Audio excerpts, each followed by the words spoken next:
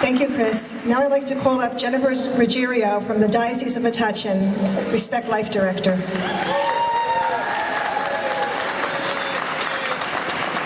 Thank you, Marie. I was with our Bishop, Bishop Ruggerio, yesterday at Mass, and he asked me to send his greetings and his prayers. He's a big pro-life champion himself, so know he's with us today. What about this weather? Everybody's commenting on how great the weather is, right? Well, extreme weather has also, as you probably know, has wreaked havoc in many places of our world throughout this past year. And the television coverage of the devastating mudslides and firestorms in California, the deadly hurricanes in Texas and Puerto Rico, and other natural disasters has shown us endless images of debris and ruin. Death and destruction are everywhere. And thanks to the 24/7 media, we have been continuously reminded of the fragility and preciousness of each human life.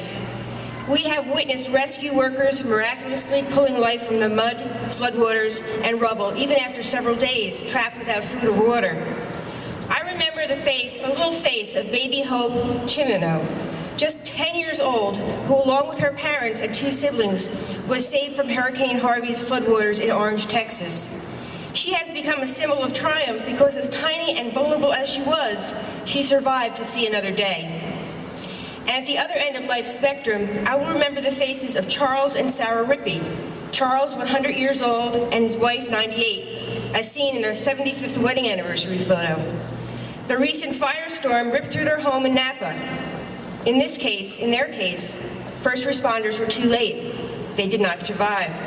So much work needs to be done to rebuild these areas, and we must continue to keep them in our prayers and be generous. But this past Friday was another emotional day.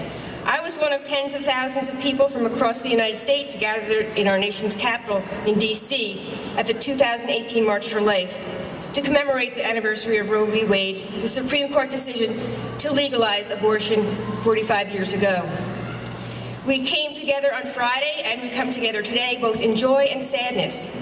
Joyfully, we celebrate God's wonderful gift of life. And as I look around the crowd today, I see the face of Christ in each and every one of you, young and old.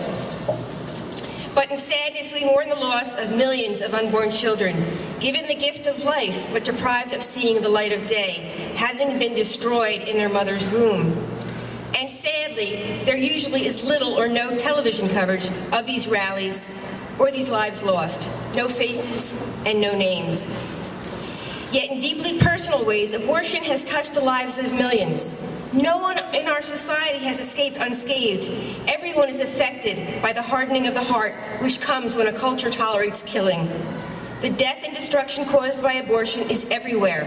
Abortion denies that human life is sacred, and there are many victims. And at the other end of life's spectrum, the sick and the frail elderly are also at risk with the threat of legalized assisted suicide. Assisted suicide is not death with dignity.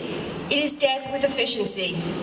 The dying process is cut short, and God's graces are abandoned or circumvented.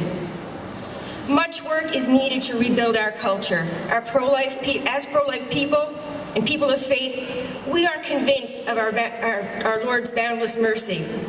That is the light we must bring to the world. The truth about God's love, about His forgiveness, about the beauty of human life at all stages and in all conditions.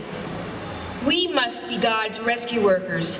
We must broadcast to all, 24/7, even if the media won't, that each human life is sacred. We must be God's first responders, raising awareness, educating others, and promoting pro-life public policy. We must pull those facing crisis pregnancies out of the wreckage of their despair and help them to choose life. We must help heal those who are buried under guilt and shame of a past abortion and let them know that they can be comforted by God's infinite mercy. And most importantly, we must pray unceasingly. May the Lord have mercy on those who may never leave their womb alive. May the Lord have mercy on doctors who are destroying human lives. May He give us the eyes to see that all life is a miracle, whether in the womb, newly born, frail and elderly, poor or downtrodden. And may the Lord give us the generous hearts and graces needed to rebuild a culture of life in these United States and around the world. We can do it because it's our time. Thank you.